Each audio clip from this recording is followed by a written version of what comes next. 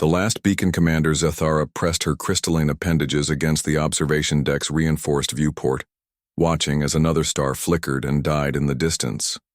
The pale blue light that had guided their navigation for 3 cycles simply vanished, leaving behind nothing but the cold void of space. Her translucent body pulsed with the dim bioluminescence that indicated deep concern among her people.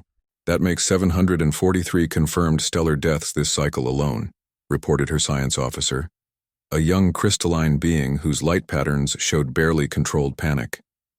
"Commander, at this rate we estimate complete, universal darkness within 50 standard rotations." The bridge of the refugee vessel, Harmony's Edge, fell silent, except for the steady hum of life support systems struggling to maintain atmosphere for the thousands of beings from dozens of different species crammed into every available space. Zathara had seen her share of impossible situations during her centuries of service to the Helix Confederation, but nothing had prepared her for this. The Great Dying, as historians had begun calling it, defied every law of physics her people understood. Stars across the galaxy were simply burning out, not through the natural process of fuel depletion that should take billions of years, but rapidly, as if something was draining their nuclear fires directly. Some collapsed into neutron stars or black holes, others simply faded to cold, dark husks. The phenomenon had started at the galaxy's edge and was working its way inward like a cosmic plague. "Commander, we're receiving a transmission from the Drift Collective research vessel," announced the communications officer.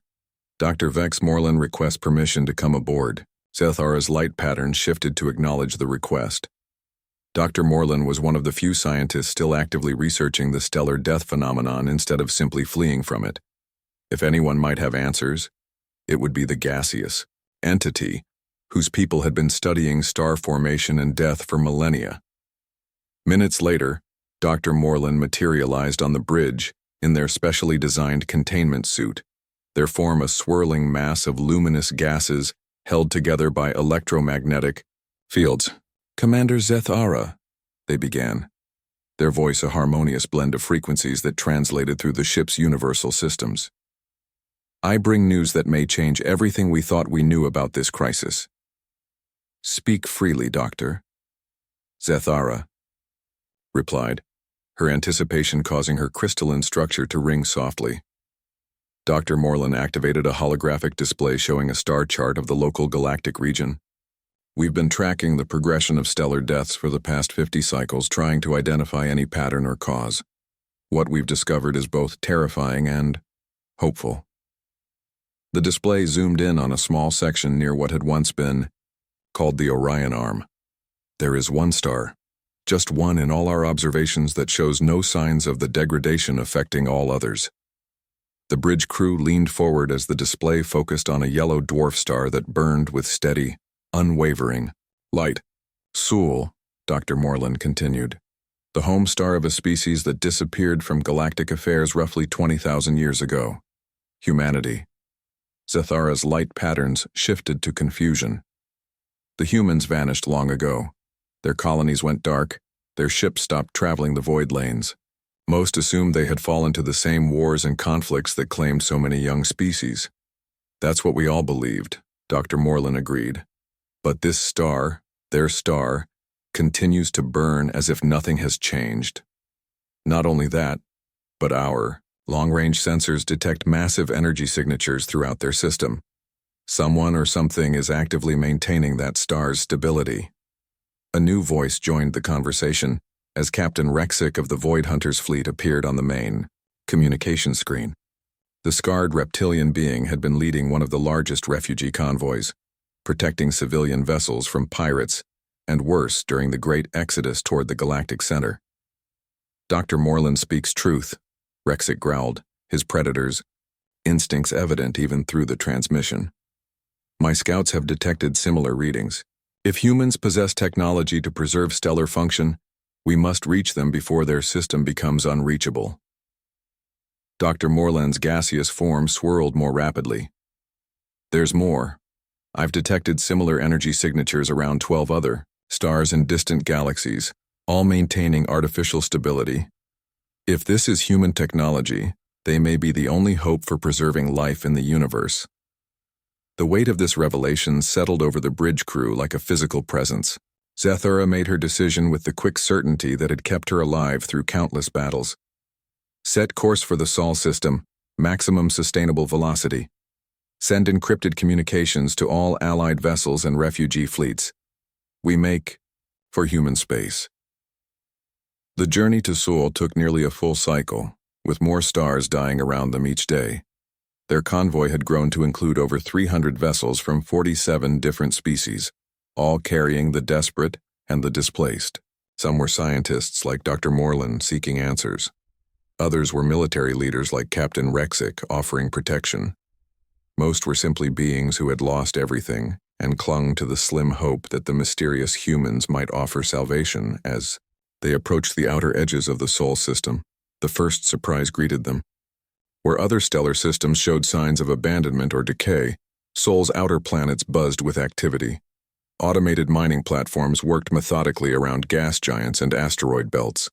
Massive orbital installations hummed with power, their purposes unknown but their sophistication evident even to alien observers.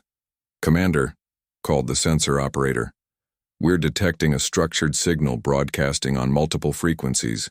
It appears to be a message of some kind." The transmission resolved into a calm, measured voice speaking in perfect galactic standard. "Welcome, travelers, to the Sol system. We have been expecting you. I am designated as custodian, guardian of this system, and keeper of the human legacy. Your arrival has been anticipated for millennia." Zathura felt her crystalline structure vibrate with shock. "Anticipated? How could you know we were coming?" The stellar death phenomenon was detected by human scientists 30,000 years ago, Custodian replied. Preparations began immediately. This system has been configured as a sanctuary for those who would preserve life and knowledge in the face of universal darkness. Dr. Morland's gaseous form practically writhed with excitement. The humans found a way to prevent stellar death? How is this possible? The process is complex, Custodian answered. It requires significant sacrifice and technological advancement beyond what most species achieve before extinction. However, I am authorized to share certain information with those who demonstrate peaceful intent and collaborative spirit. Captain Rexic's growl carried skepticism. And what of the humans themselves? Where are they? Why do they not speak for themselves? There was a pause before Custodian responded, and in that silence, Zathura felt a chill that had nothing to do with the cold of space. The humans made the ultimate sacrifice to preserve this beacon of hope. They are here, in a manner of speaking, but no longer in the form you would recognize. Their consciousness, their knowledge, their dedication to life itself has become part of something greater. The revelation hung in the void between ships like a physical presence. Dr. Morland was the first to break the silence. They merged with their technology, uploaded their minds? In a sense, Custodian confirmed. But the truth is more profound than mere data transfer. To maintain a star's nuclear fires against the cosmic force that causes stellar death requires constant monitoring, adjustment, and input of exotic energy. The human species chose to become that energy, to sacrifice their physical existence so that Sol would continue to burn for millions of years to come. Zathura felt something she hadn't experienced in cycles of refugee management and desperate flight: hope. And they offer to teach others this process? Not immediately, Custodian replied. The technology and sacrifice required cannot be entrusted to species that have not demonstrated they can work together peacefully. Too many have sought to use advanced knowledge for conquest rather than preservation. However, those who prove themselves worthy may be granted access to certain preparatory technologies. As if summoned by the conversation, representatives from dozens of refugee fleets began requesting communication channels. The space around Sol filled with ships from across the galaxy, all carrying the last survivors of dying worlds: crystalline beings, gaseous entities, insectoid swarms, reptilian warriors, aquatic scholars, energy-based life forms, and countless others, all united by desperation and the faint hope that humanity's sacrifice might not be in vain. Custodians. Voice reached every ship simultaneously. A test awaits you all. For the next 30 standard days, you must work together to establish peaceful coexistence within this system. No violence, no territorial disputes, no attempts to claim resources through force. Prove that you can cooperate, and greater truths will be revealed. Fail, and you will be asked to leave, though emergency supplies will be provided for your journey. The challenge had been set. Around the undying star that had once warmed humanity's homeworld, the greatest gathering of diverse alien species in galactic history, prepared to determine whether life itself would have a future in the dying universe. The Inheritors. The 30-day test period had begun with predictable chaos. 47 different species, each with their own cultures, technologies, and territorial instincts, suddenly found themselves sharing the same star system with only humanity's ancient AI as overseer. Within hours, disputes had erupted over resource allocation, orbital positions, and even basic communication protocols. Commander Zethara found herself appointed as one of 7 coordinators, trying to prevent the delicate alliance from collapsing before it truly began. The crystalline being stood in the center of what had once been a human space station, now hastily converted into a diplomatic meeting hall. Around her, representatives from the major refugee fleets argued in a cacophony of translated languages. The hive clusters require sulfur-rich asteroids for our young, chittered Ambassador Crix, her forearms gesticulating wildly while her compound eyes reflected the stress pheromones flooding from her exoskeleton. Your people cannot simply claim them because you arrived first. Captain Rexic's scales bristled, with barely contained aggression. Arrived first? My scouts identified those deposits days before your swarm even entered the system. The Void Hunters have salvage rights by galactic convention. Dr. Morland's gaseous form swirled between the two antagonists, trying to mediate. Perhaps we could establish a sharing protocol? Surely there are enough resources in this system for everyone if we cooperate. Zethara's crystalline structure rang like a bell as she called for order. Enough. This is exactly what Custodian warned us about. While we argue over resources, more stars die in the distance. Do we want to become another failed species that couldn't look beyond immediate concerns? The arguments continued, but Zethara noticed something interesting.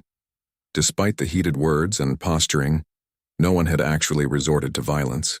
Ships remained in their assigned positions, weapons stayed powered down, and even the most aggressive species seemed to be holding back their true military capabilities. Perhaps there was hope after all.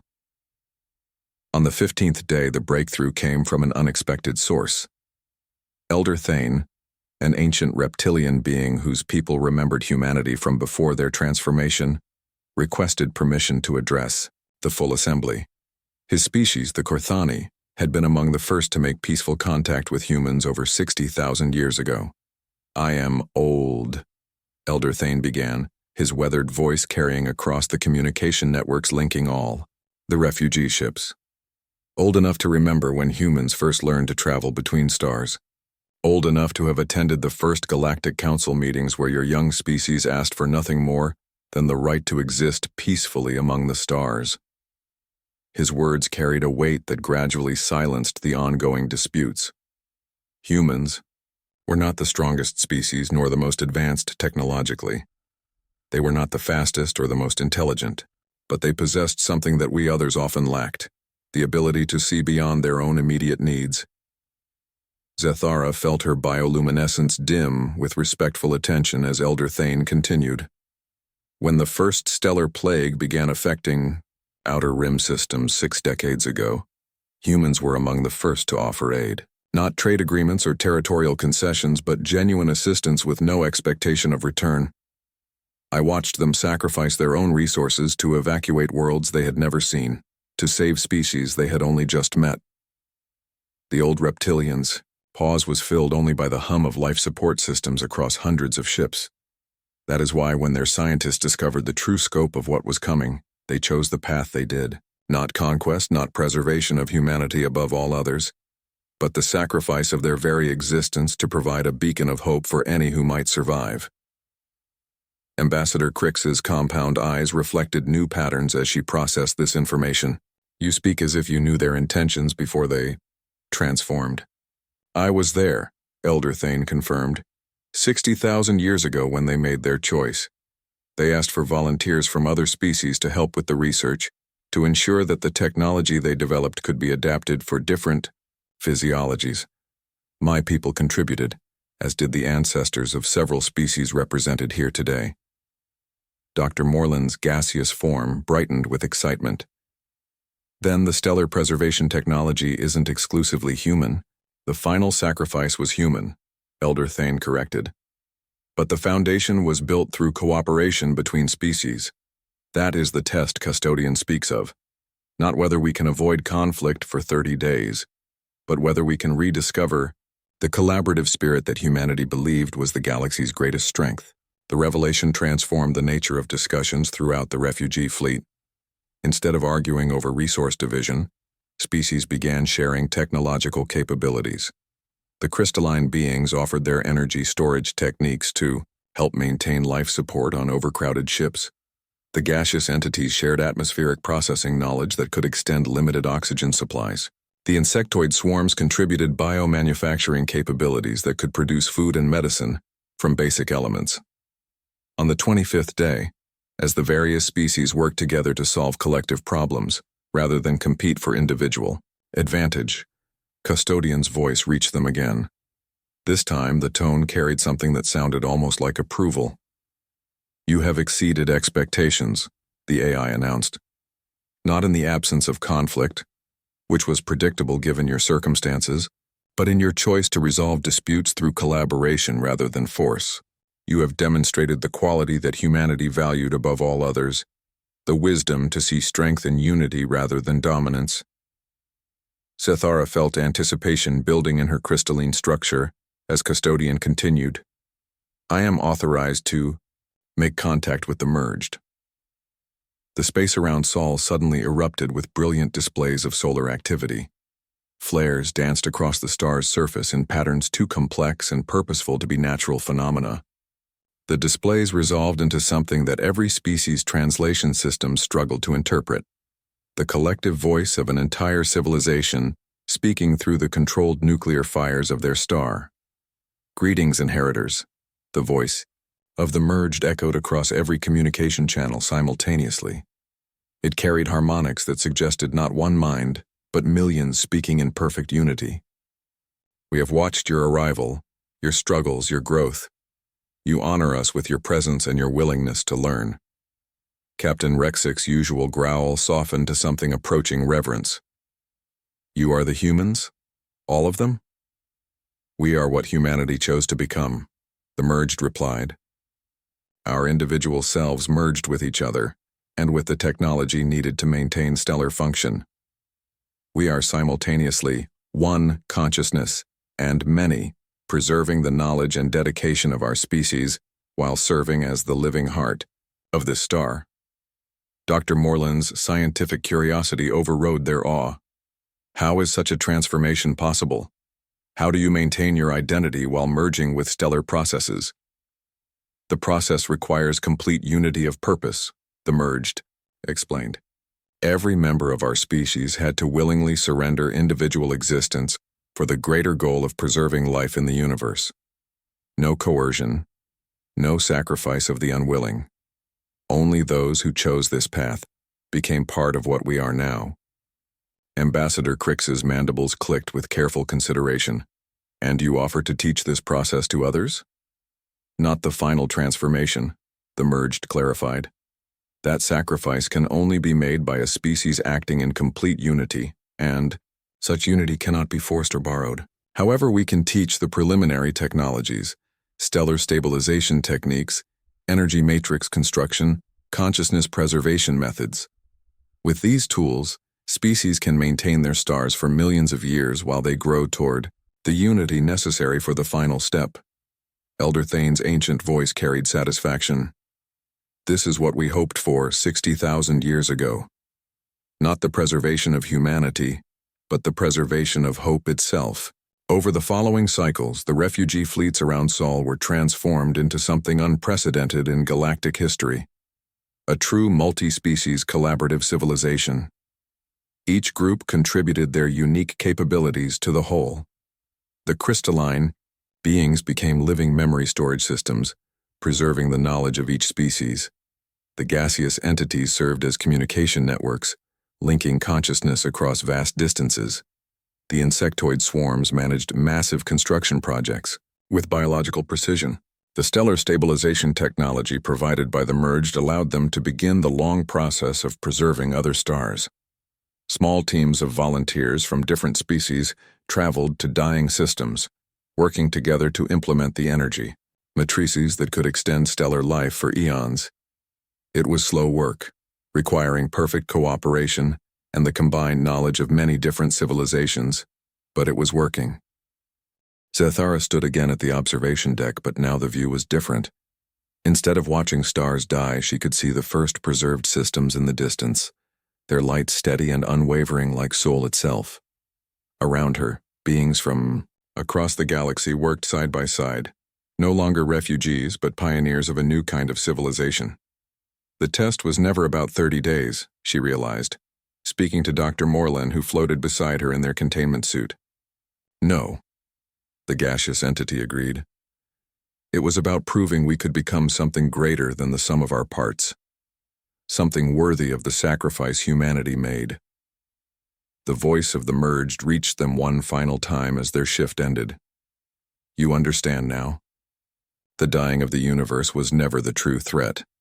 The true threat was the dying of hope, the failure of species to look beyond themselves. As long as beings like you exist, as long as cooperation triumphs over competition, the light will never truly fade. Around the undying star, in the system that had once been humanity's home, the galaxy's survivors continued their work. They were no longer the last refugees of dying worlds. They had become the first citizens of something unprecedented, a universe where hope burned as eternal as the stars themselves, maintained not by the technology of one species, but by the united will of all who chose light over darkness. The undying star shone on, its light carried forward not just by the sacrifice of humanity, but by the determination of every species that had chosen to answer its call.